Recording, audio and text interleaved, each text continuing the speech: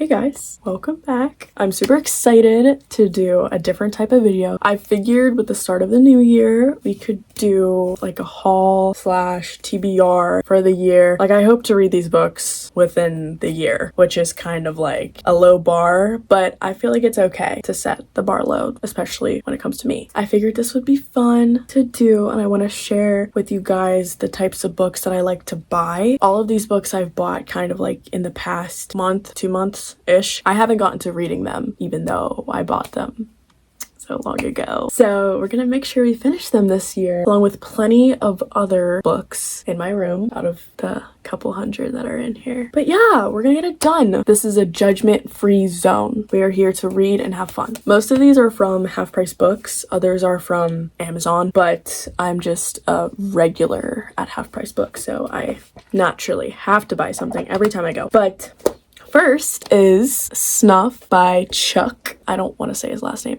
I still haven't looked up how to say it correctly, which is silly. This is just to add to my collection. Honestly, there's no specific reason why I got this, but it's supposed to be a little bit gory and maybe more sexual than what he usually does. It's like an adult film star who is like, you know what? I'm not gonna get into it. It's weird, okay? All his books are weird, so it's bound to be weird.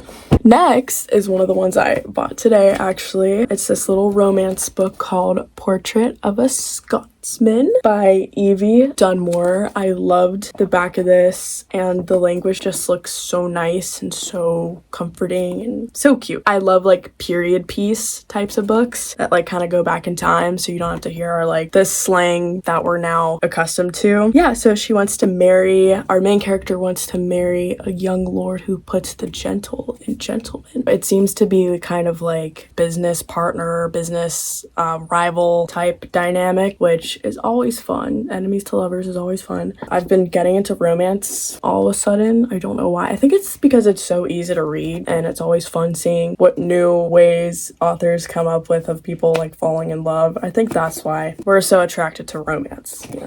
But yeah, so I'm excited to read this. I hope to maybe read this month, but I might have to push this one a little farther because I was not supposed to buy this. Definitely not supposed to buy it. I wasn't supposed to buy any of these, actually. Fun fact. Continuing on with romance, I bought Icebreaker. Yes, I did. I hope to maybe just make like a romance vlog. There's just so much talk about it that I feel like I have to read it, and whether or not it's good or bad, I don't know. I'll have to be the judge of that, but I'm still curious to find out. So it's just been so much romance lately. Like I've just been kind of on a kick. I want to get into it more and just see like who's the best author. I think that would be fun. Yeah, we know this one. I know people love it or hate it. We'll see. Maybe we'll like it. The next book I got was The Night Circus, and I just saw this book in someone's Reddit recommendations and they said they loved it. I just think the cover is super pretty. A fierce competition is underway, a duel between two young magicians, Celia and Marco, who have been trained since childhood, and only one can be left standing. That's interesting. This is yet another romance. Surprise, surprise. This, Me, Earl, and the Dying Girl by Jesse Andrews. I've heard about this. I know it's a book it was made a while ago, but I've heard about it here and there, and it just seems like a sweet book. Looks like a tearjerker. I'm not sure if it is. Yes, it looks like it is a tearjerker because cancer is involved. It's so sad. This reminds me of 5 Feet Apart. I remember going to see that movie, and it's just like being in love and like having to be in a hospital with awful. I don't want to talk about. Next, we have a book that one of my friends recommended to me called Tender is the Flesh. This is supposed to be like a skin crawling type of book, like a very sinister plot, and I'm kind of down for it. Like I want to see what's up. I always like the horror genre and the nasty, like, you know, like the gruesome type, as long as it has a plot. If it's gruesome without a plot, what's the point of the book? Gruesome with a plot?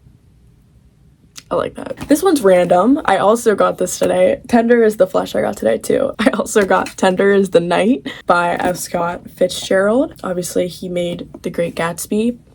Loved that book. This one is about like a young actress who forms like a complicated relationship to this American couple. The American couple is Dick and Nicole Diver, and Dick is a brilliant psychiatrist at the time of his marriage, and he's both a husband and a doctor to Nicole. It talks about wealth, how a glamorous lifestyle can turn into serious decline if not handled properly. I want to try another F. Scott Fitzgerald book other than The Great Gatsby because I know he has better works. And I know he's a controversial person too, but second to last, we have Bret Easton Ellis' Less Than Zero. I'm super excited to read this. It looks like a pretty fast read. Obviously, he made American Psycho. I did read that, and I did enjoy that. I found it very interesting. Sometimes books, I feel like it's weird to say that you enjoy them. I don't know. Maybe that's just me. It was insightful, is what I want to say. So, yes, there were some parts that were like, ooh, but it was all necessary to the plot. So this one is about, the synopsis here says, set in Los Angeles in the early 1890s, Less Than Zero has become a timeless classic. The coolly mesmerizing novel is a raw, powerful portrait of a lost generation who have experienced sex, drugs, and disaffection at too early an age. In a world shaped by casual nihilism, passivity, and too much money in a city devoid of feeling or hope.